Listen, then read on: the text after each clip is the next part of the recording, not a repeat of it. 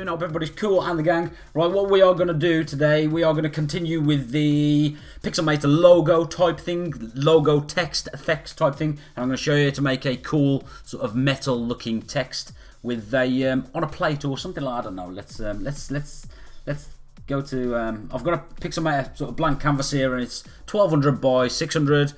It's purely for demonstration purposes. The size really doesn't bears no significance on this tutorial whatsoever. Right, what I'm going to do, I'm going to grab my shape tool, and I'm using this this rounded rectangle shape. Right, let me just delete that. My fill is my fill color is the licorice, and the outline is black, but it doesn't really matter. Right, you can create the things in various ways. You can drag and click, or just click and it will drag one for you, but I'm not gonna, and it also creates a new layer, new shape layer for you. And so I'm just gonna drag and click it to the size that I want it to be, and I'm not too fussed about it being centered or whatever. I just want it to be this size at the moment. And the background color, I want it to be this fill color. I want it to be a little bit lighter. So just select the fill up here and then click on the color that you want to select it. Okay. So I'm happy with that. So I'm now going to create a new shape, right? And I'm going to sort of about half a centimeter from the outer of the original first shape, right? So what I'm going to do, I'm going to call this bottom shape. I'm just going to call it bottom for now, right? And this can be top. So my top shape, I want to right click and duplicate, and I'm just going to drag it to exactly the same place as my other shape, right? What I want to do is make the top copy below the top, right? Now with the top copy, right click, convert into pixels. Now with the top copy still, I'm going to go over here and go to Gaussian, just start typing in Gaussian, G-A-U, and I'm going to drag that onto the top copy. Now what this does, it gives me sort of a blur or a sort of a glow, if you like. And if you look here, you will see the glow. And what this does, it gives it the effect that this top base layer is this top layer is away. It's not actually sitting on top. It gives it that effect that there's a gap in between. Okay, so what I'm going to do now is a little bit early, but I'm going to merge all these. I wouldn't normally merge stuff this early,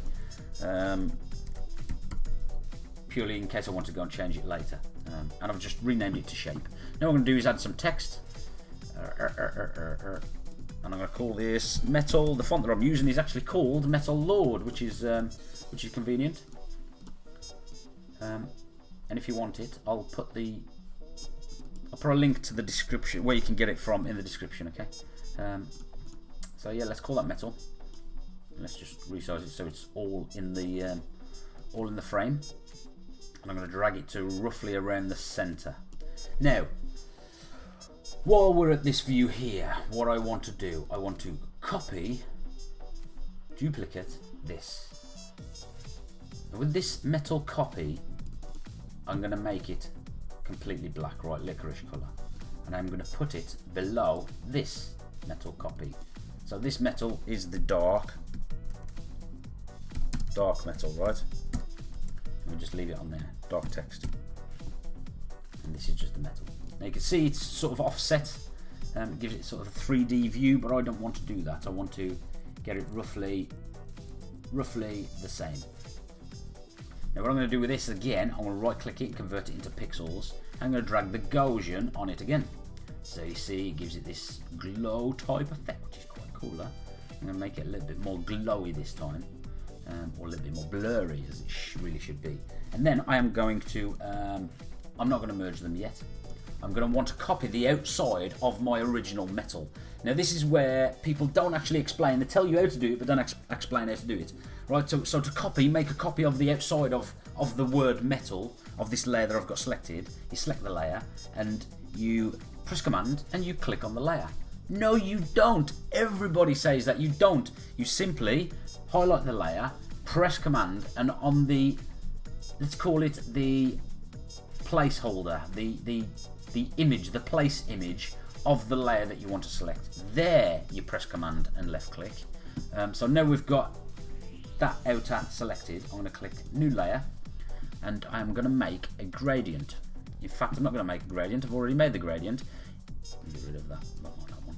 In order to make a metal looking gradient, you just lots and lots of times, as you can see here, is copy greys and whites, off greys and whites of all variants, and it will make a metal gradient. So that's really, really easy to do. I'm not going to even demonstrate that for you because it's really easy to do. Just make greys and whites, seriously, and use them in the linear format. Right, so now with the layer selected, I'm going to, and the gradient tool selected, I'm just going to gradient over the word metal. Okay. Now what I want to do is deselect this and select my metal and my dark metal, right click and merge these layers. Okay, now what I'm going to do is zoom in by pressing Command and plus on my keyboard. I'm going to make sure my metal's highlighted, and I'm just going to offset it just a little bit. Okay, not too much, just a little bit. I'm happy with that. Now I'm going to zoom back out, Command minus, and it zooms out. Wow, look at me smashing my keyboard up and all that good stuff. Remember when I said I shouldn't have merged the shapes earlier on? Can you remember that? Because in case I make a mistake, then I can go and change it later. Well, I have realised that I wanted this outside colour different to this inside colour, but I either go and change it and no, I'm leaving it as it is. I'm going to leave it as it is. But believe me, if this outer layer was darker, it would look a little bit more effective. I could possibly, no, I'm just going to leave it alone.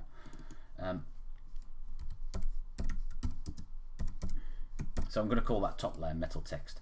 Right, now what I'm going to do is just for show really, I'm going to add some screws to this, and I actually made these screws with Pixelmator. I'm going to drag them to the top, and I can, if anybody wants to know how I made these look, really easy.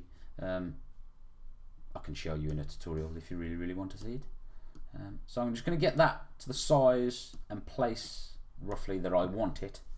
I'm going to click OK, and then on the screw I'm going to duplicate once, twice, 3 times just for good luck, and I'm going to drag that one to there. I'm going to go back and select this and drag it to there, and then go back and select this and drag it to there. Let me remove this background,